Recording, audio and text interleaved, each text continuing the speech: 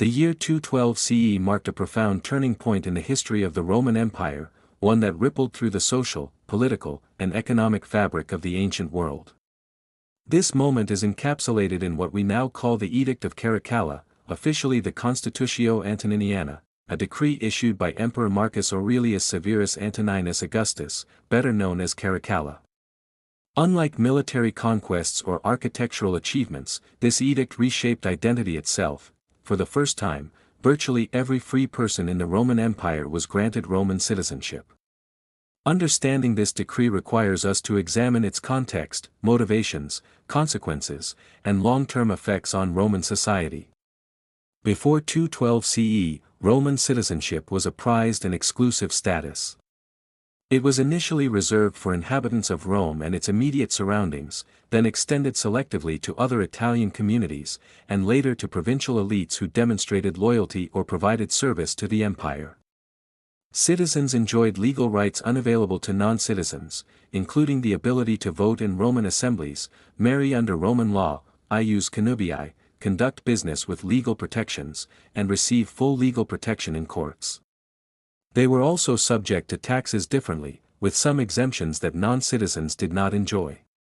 In essence, citizenship was not merely a legal label but a symbol of social prestige, political influence, and economic advantage.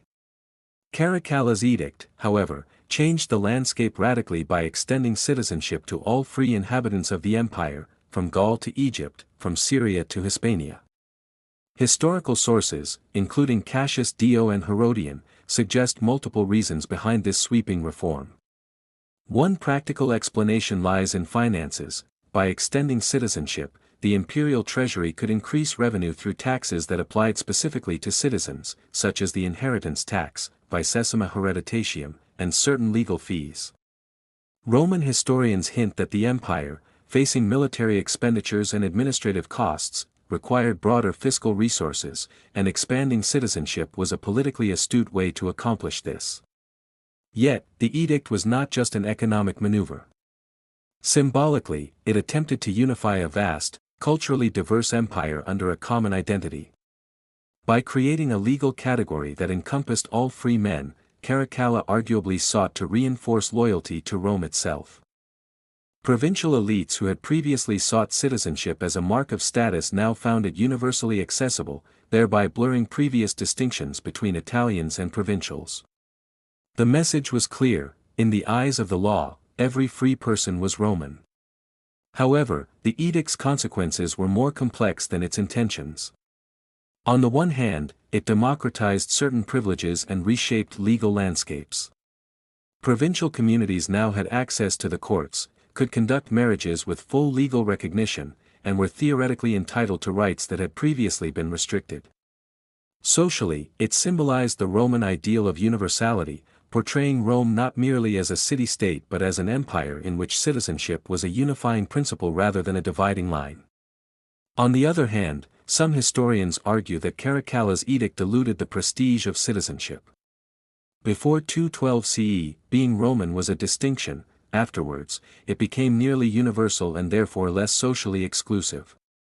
For many elite Romans, especially those in Italy, this may have felt like an erosion of their social dominance. Moreover, while the edict offered new rights, it also increased the tax burden for those newly included. Citizenship now meant obligations, particularly financial ones, that some communities may have found onerous. The edict also had long-term legal and cultural effects. In Roman law, the distinction between citizens and non-citizens became less meaningful, prompting jurists to develop more nuanced classifications of rights and privileges. The concept of universal citizenship influenced later political thought in the Roman world and beyond. Some scholars draw parallels between Caracalla's decree and the modern notion of national citizenship, the idea that belonging to a state entails both rights and responsibilities, regardless of local or ethnic origin. Although Rome's empire would eventually fragment, the edict stands as a testament to the possibility of extending legal identity across vast, diverse populations. It is worth noting, too, the personal and political character of Caracalla himself. He is often remembered for his cruelty, most infamously the murder of his brother Geta, and his campaigns along the empire's frontiers. Yet, the Edict of Caracalla is a legacy that transcends his personal brutality. It demonstrates how legal instruments could shape society on a continental scale, affecting millions of people's lives simultaneously. In this sense, Caracalla's act was both pragmatic and visionary, though motivated by immediate imperial concerns as much as by ideals of inclusivity. Interestingly, the edict was also a reflection of Rome's transformation from a city-state with narrow citizenship to a sprawling empire where the legal framework had to adapt to diversity. By 212 CE, the empire encompassed people speaking dozens of languages, practicing varied religions, and adhering to local customs. Citizenship, in this context, was less about cultural assimilation than about legal standardization and political cohesion. It provided a shared set of rules that allowed an empire of immense geographic and cultural breadth to function with a degree of unity. Modern historians continue to debate the broader impact of the edict. Some see it as a purely fiscal measure, a clever but self-serving policy to fill the imperial coffers. Others interpret it as a profound statement of Roman universality, a deliberate move to create a single legal identity that transcended ethnicity, geography, and local loyalties.